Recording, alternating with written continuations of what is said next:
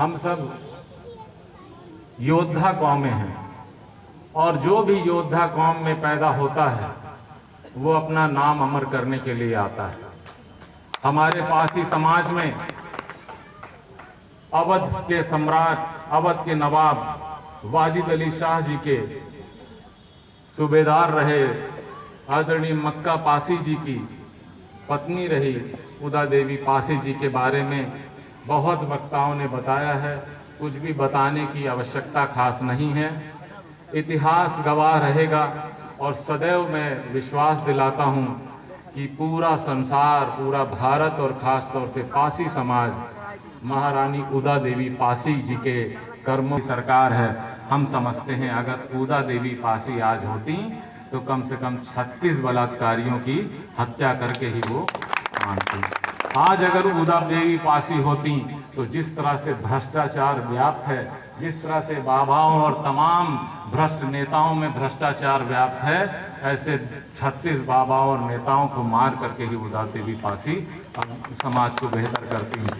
आज जिस तरह से अनाचार व्याप्त, जहां चले जाइए तहसीलों और पुलिस और थानों में जिस तरह से गरीबों की सुनवाई नहीं होती है, हम समझते हैं उदा देवी पासी होती तो 36 ऐसे भ्रष्ट अधिकारियों को मार करके ही समाज को साफ करने का काम करती साथियों।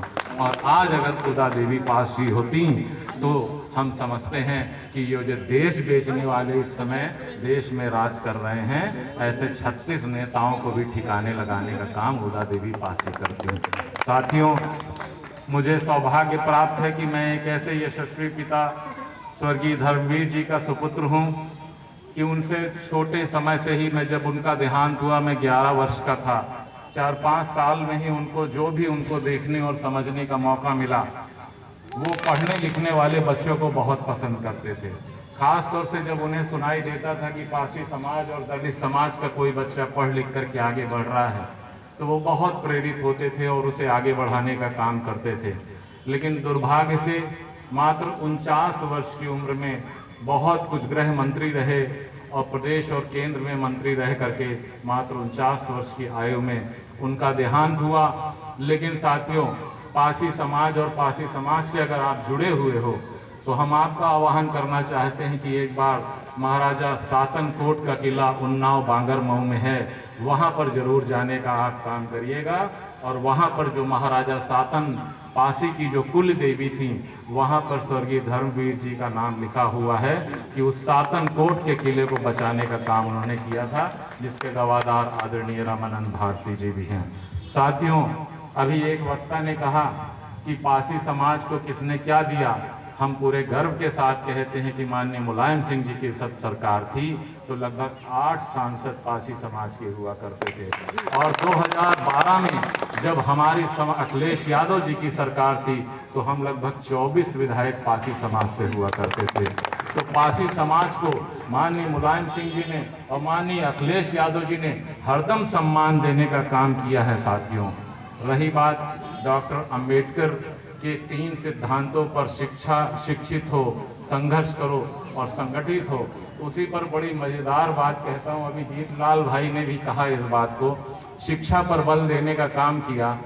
हमारा ईवीएम जब तक नहीं हटेगी सत्ता जो है तो आने वाली अब नहीं है। मेरा ऐसा मानना नहीं है, इसलिए कि अभी तक मैं ऐसा मानता था जब मैं चुनाव खुद हारा, बहुत मेहनत करके दिन रात मेहनत करता था, हर रविवार कलंदरपुर कार्यालय में बैठना, तमाम बड़े बड़े विकास कार्य अपने विधानसभा में कराने के बाद भी जब मैं चुनाव हार गया तो मुझे भी लगता था कि शायद कहीं ईवीएम की गड़बड़ी है। लेकिन जिस दिन ताली थाली का आह्वान किया देश के बहरूपिया ने और पूरे समाज के लोगों ने उसमें ताली थाली बनाई, तो हमने कहा मामला ईवीएम का नहीं है, मामला माइंड गेम का है, मामला मानसिक युद्ध का है। उस तरह से इन लोगों ने बदलाव कर दिया है, इस तरह से जहर घोल दिया है कि ईवीएम का मामला नहीं है। हमें अपने जो हमारा भारत का मूल निवासी है इसे समझना होगा। अब योगेश भाई, अभी जो है तो अभी कुछ दिन पहले दुर्गा पूजा का दौर गुजरा है, कोरोना का काल था और उस काल में बहुत से लोगों ने दुर्गा पूजा नहीं मनाई और शासन ने भी दुर्गा पूजा की अनुमति नहीं दी थी। लेकिन आपको बड़े चिंता के साथ मैं बताना चाहता हूँ कि मेरे बगल में, मेरे सुलेम सराय घर के बगल में जो पसियान और चमरौटी थी, पहली बार दुर्गा पूजा की पूरी प्रभात फेरी उन लोगों ने निकाली। तो ईवीएम का कहाँ खेल, दिमाग में खेल कर दिया है उन्होंने। तो हमको और बहुत मेहनत करने की जरूरत है। इसलिए मैं कहना चाहूंगा, अभी बिहार में यशस्वी यादव ने कितने जबरदस्त लड़ाई लड़ी, उस योद्धा को देख के लड़ रहा था, लेकिन हम जब बटे हुए हैं तो हम कहां से जीत पाएंगे। एक आए हुए हैं वहां दक्षिण भारत से, वो कुछ लोग जो है तो भाजपा की ही दलाली करने में लगे हुए हैं।